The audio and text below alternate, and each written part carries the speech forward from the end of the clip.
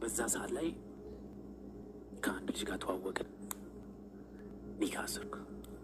ቨርቹዋል ኒካ ታውቃላችሁ? ሽማግሌ እንደማዘር ይዘው ሄደው እኔ ስራ ላይ ነበርኩ። ሱፌን አድርጌ ከከስተመር ቤት ሚቲንግ እያደረኩ ኒካ ታሰረ። ልጅቷ እዛ ጋር መምጣት አልቻለች። ከባድ ነበር ነገሮችን እንትን ማጅ ለማድረግ መጨረሻ ላይ መምጣት እንደማትችል በቃ ተወሰነ። አትችልም። ዲስታንስ ህይወት እንዲኖረኝ አልፈልግም። ግን አይ ኒድ ቱ ሜክ ኮል አይደለም ወይ ትዳሩን ወይ ስራውን። ሁለቱን እንደዚህ ሚዛን ላይ ያስቀመጥኩት። ስራዬን ስሰራ ምንም አልበል ጉልበት ሰራተኝነት ነው እዛ ጋር የመጣሁት አይደል። እዛ ካምፓኒ ስሰራ እዛ ካምፓኒ እንደማቆይ አውቀዋለሁ። ለቅቄ እንደሚሄድ አውቀዋለሁ። ትዳሬን ወይ ኒካዬን ሳስር ግን እፋታለሁ ብዬ አይደለም የጀመርኩት። ዜን ምን አደረኩ?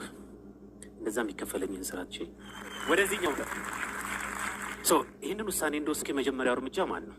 እሷ ዱባይ ሄዳ መጀመሪያ ሴትል ታደርጋለች። እሷ ከተረጋጋች በኋላ እኔ ደግሞ በፊት ወጪ ያወጣ ነበረ። 3 ወር ሰርቼ ሴቭ ላደርግ በሚባለው ኮንሴፕት ሄድኩ። ከዛ ጨረስኩ። ዱባይ መጣሁ። ዱባይ ስመጣ ማቁስ የለኝ። ዱባይ ስመጣ ምንም ነገር የለም። ግን ምንድነው አለኝ ብዬ የማስበው ልምድ አለኝ። አረብ ሀገር ልምድ አለኝ። ኒሳን ነው የሰራሁት።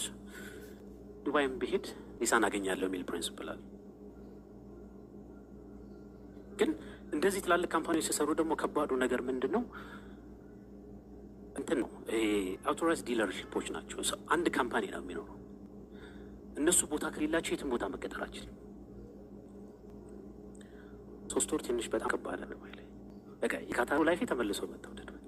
ሲቪ አፕላይ ማድረግ ነው ጠብቄ የነበረው። ነገሮች ቀላል ይሆኑልኛል የሚድል ኢስት ኤክስፒሪየንስ አለኝ በሚባለው ግን እንደዛ አይደለም። ነው ሰዎች ሚድል ኢስት መስራቴን ሲያዩ የነበሩ ሲቪን ሲያስገባው ኢትዮጵያዊ መሆኔን ነው ሲያዩ የነበረች። አረብ ሀገር ላይ ትንሽ ለሀበሻ ያለው ፐርሰፕሽን ትንሽ ከባድ ነው። አሁን እንዲያውም የተማሩ ሰዎች ሲገቡበት ነው እየተቀየረ የመጣው። ከዛ ግን 3 ወር 4 ወር እንደዛ ሆነ።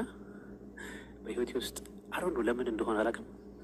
ሁለት እንድመርጣቸው የሚያደርጉ ሲቹዌሽኖች አት ዘ ሴም ታይም ያጋጥመኛል። ከዛ ስራ ያገኘው የዱባዩ ኒሳን አገኘው። አውትራይት አክሴፕት አደረኩት።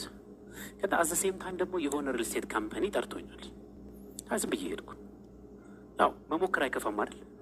ኢንተርቪው ያደረገኝ ሰውዬ ሂዝ አ ሞቲቬሽናል ስፒከር። እንደዚህ አይነት ሰዎች ደግሞ ብዙ ጊዜ ኢንስፓየር ያደርጉኛል። እዚህ ኢንዱስትሪ ላይ አንተ መኒ ሜክ ለማድረግ ምንም ነገር አይዘን ተናተናል ያለ ከሰራ ታገኛለህ። የፈለግከውን ሜክ ማድረግ ትችላለህ አለ።